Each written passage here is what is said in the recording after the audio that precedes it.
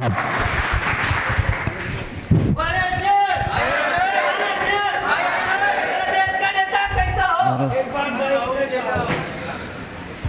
नसल्ली अला रसूलिल करीम अम्मा बाद औज़ु बिल्लाहि मिनश शैतानिर रजीम बिस्मिल्लाहिर रहमानिर रहीम। शहनशीन पे तशरीफ़ फरमा महाराष्ट्र के जनरल सेक्रेटरी हमारे नौजवान कायद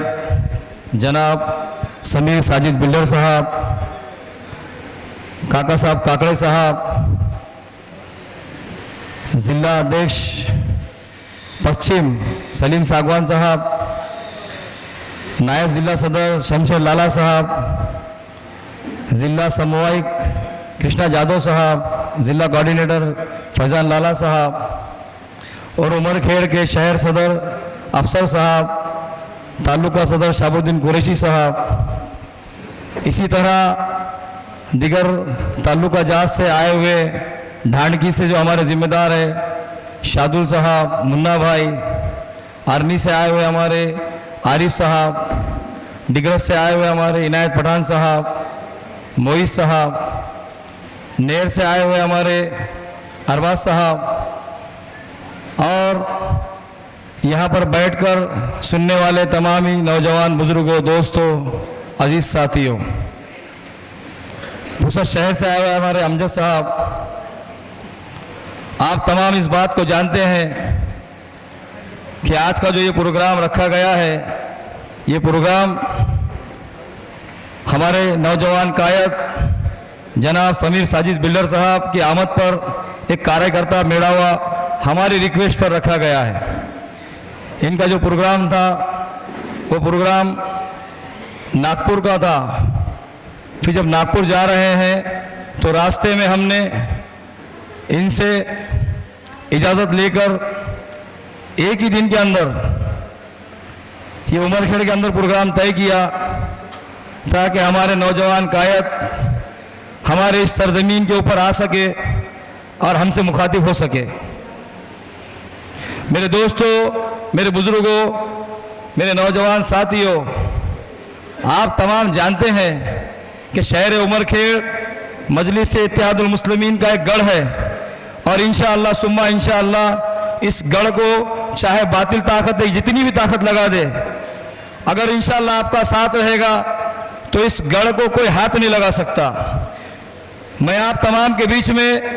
बड़ी जिम्मेदारी के साथ में इस बात को कहता हूँ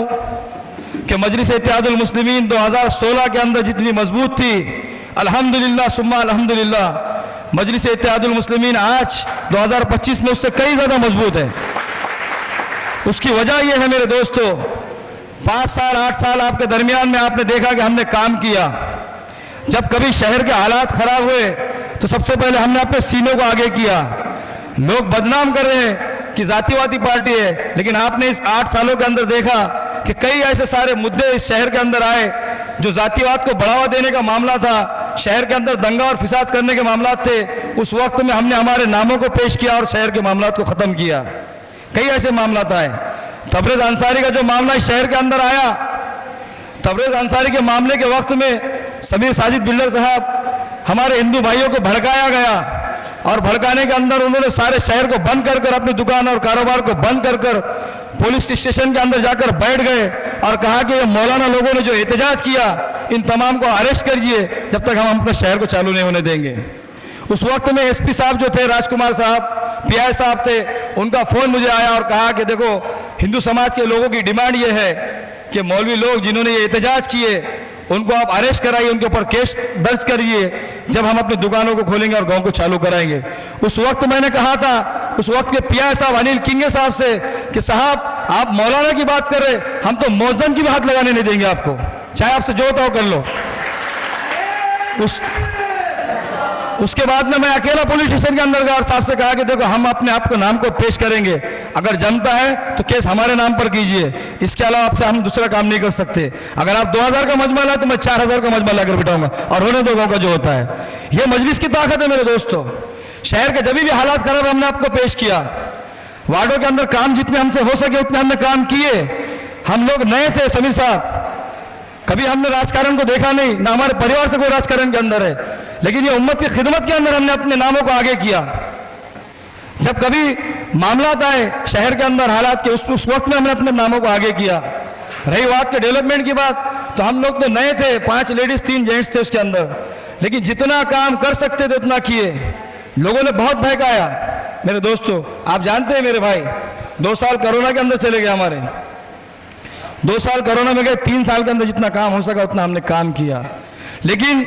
उस वक्त में भी बार बार जितने जलसे हुए हमारे बीच में, फिरोज लाला साहब आए, बहुत सारे लोग आए,